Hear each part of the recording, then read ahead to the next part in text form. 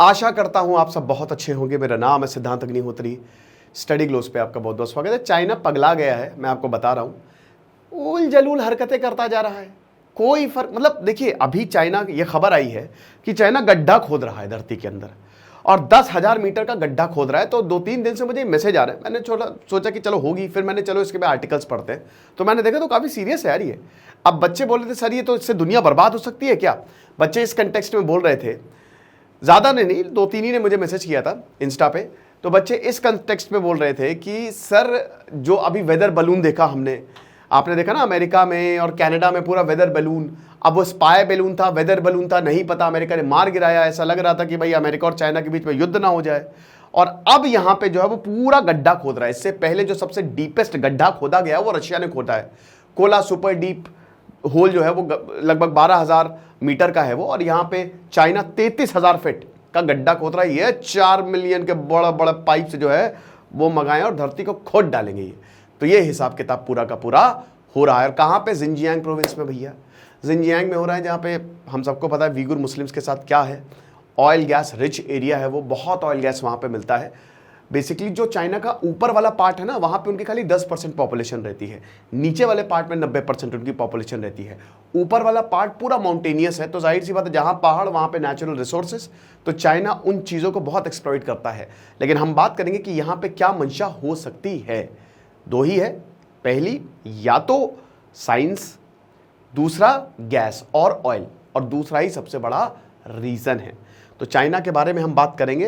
अब चाइना का इतिहास देखिए, चाइना के बारे में अगर आपको एक्सपर्ट बनना है तो मैं सिर्फ और सिर्फ आपको एक चीज़ बोलूँगा, क्योंकि चाइना बहुत ज़्यादा न्यूज़ में रहता है, जियोपॉलिटिक्स के लिए बहुत ज़्यादा ज़रूरी है। तो चाइना का अगर पूरा A to Z आपको कहानी जाननी है तो ये शानदार audio book rise of China, इसको आप ज़रूर सुने। और हाल ही में जो प्रॉब्लम्स हुई थी, करंट प्रॉब्लम चाइना की, जो प्रॉपर्टी क्राइसिस जिसकी वजह से पूरा मार्केट हिल गया था, ये भी शानदार ऑडियो बुक आप सुने।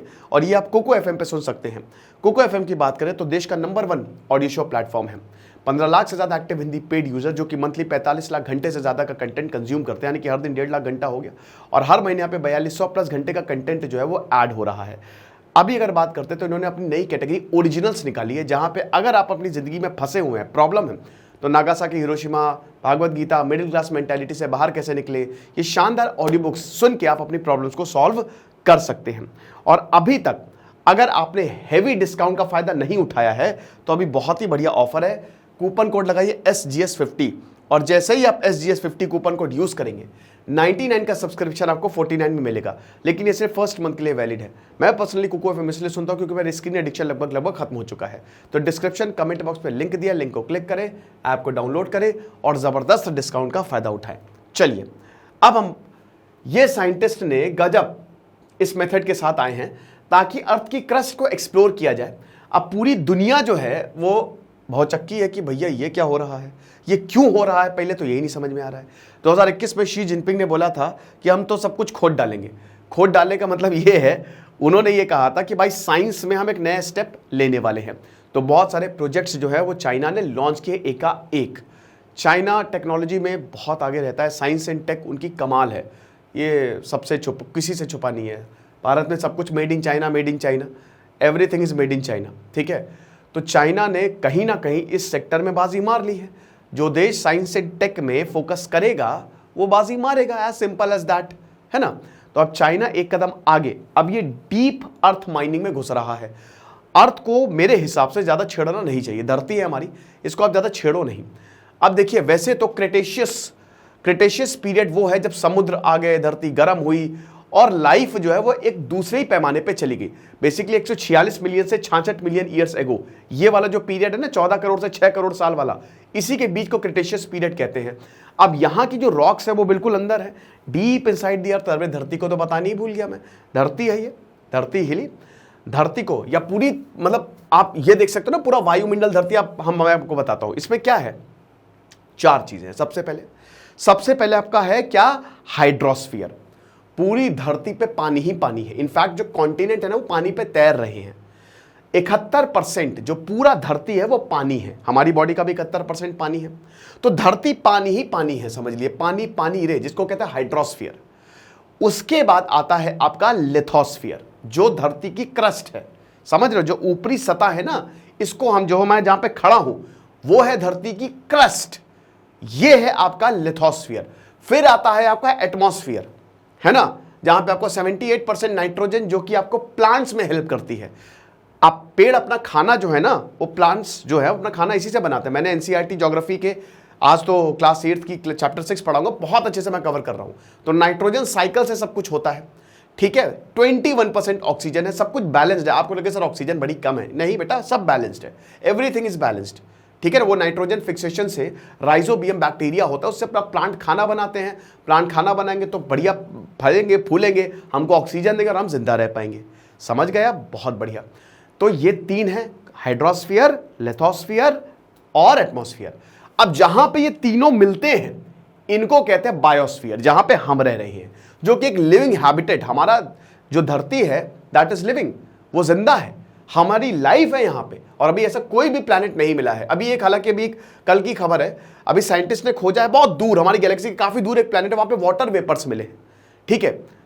तो वो तो अभी उस पर भी अगर आप चाहोगे तो मैं लेक्चर बना दूंगा, लेकिन हमारी धरती जीने लायक है। अब ये जो क्रस्ट है, अब हाइड्रोस्फीयर, एटमॉस्फेयर, बायोस्फीयर को साइड में रखो, हम लिथोस्फीयर की बात करते हैं।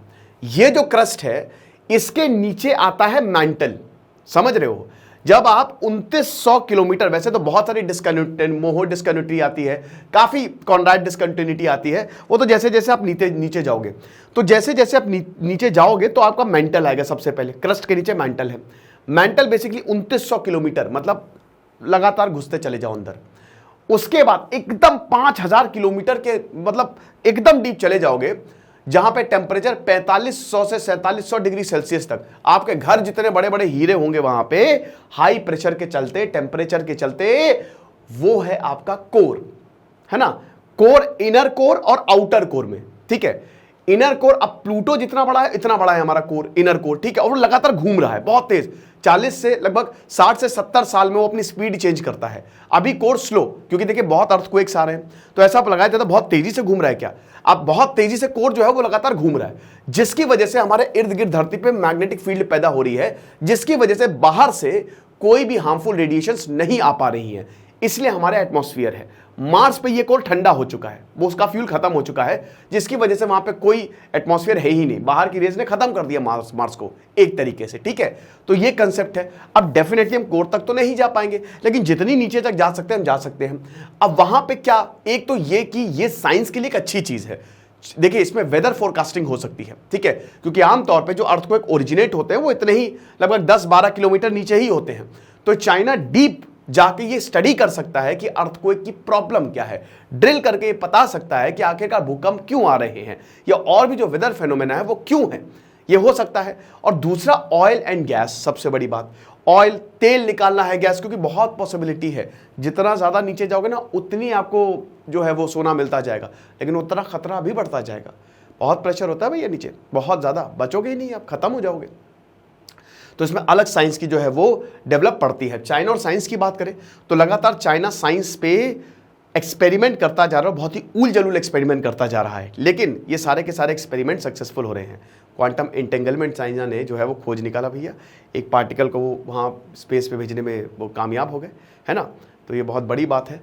सुपर कंप्यूटर की अगर बात करें तो उसमें भी चाइना जो है वो, मतलब उसने जो ह्यूज कैलकुलेशन है वो, चाइना का भी कौन सा सुपर कंप्यूटर था, उसने पता नहीं कितने उसको कैलकुलेशन कर दी और वो मतलब पहला बना है दुनिया का। तो चाइना जो है वहाँ पे देखिए साइंस एंड टेक और इंटेलेक्चुअलिटी, चाइना और भारत में ये दो देश ऐसे हैं बहुत पहले से ही डेवलप हो गई थी, ठीक है। तो ऐसा सच कोई बर्बाद नहीं करेगा चाइना दुनिया को, ठीक है, या धरती को, लेकिन हाँ ये एक डेंजरस साइन है, क्योंकि देखिए आप ऐसे डीप अर्थ एक्सप्लोरेशन कर नहीं सकते, नहीं पता आपको क्या चाइना कर रहा है, उसकी मंशा क्या है। अब आप जाके तो नीचे देखोगे नहीं कि वो क्या करने वाला है, पता चला बम ही लगा दे एकदम, है लो भैया बम लगा देंगे, फटाक से न्यूक्लियर बम नीचे फटा, गए काम से, है ना। खैर ये सब नहीं, बट स्टिल आपको उसकी मंशा पता नहीं है कि वो क्या करने वाला है। तो इसीलिए जब भी इस तरीके की चीज़ें होती, चाइना बोलता तो है हम इसलिए नहीं कर रहे हैं जैसा आप सोच रहे हो, लेकिन एक्चुअल में वो किस लिए कर रहा है ये पूरी दुनिया को पता है। तो इसीलिए थोड़ा सा हमको सतर्क रहने की ज़रूरत है। बाकी ये दो शानदार audio books, rise of China और चाइना प्रॉपर्टी क्राइसिस, ये दोनों ऑडियो बुक आप सुन सकते हैं कोको एफएम पे। और जैसा कि हमने बताया, अभी आपको कूपन कोड SGS50 यूज़ करना है। 99 का सब्सक्रिप्शन आपको 49 में मिलेगा, लेकिन सिर्फ फर्स्ट मंथ के लिए वैलिड है। तो डिस्क्रिप्शन कमेंट बॉक्स में लिंक दिया, लिंक को क्लिक करें, आपको डाउनलोड करें और ज़बरदस्त डिस्काउंट का फायदा उठाएं। Thank you so much.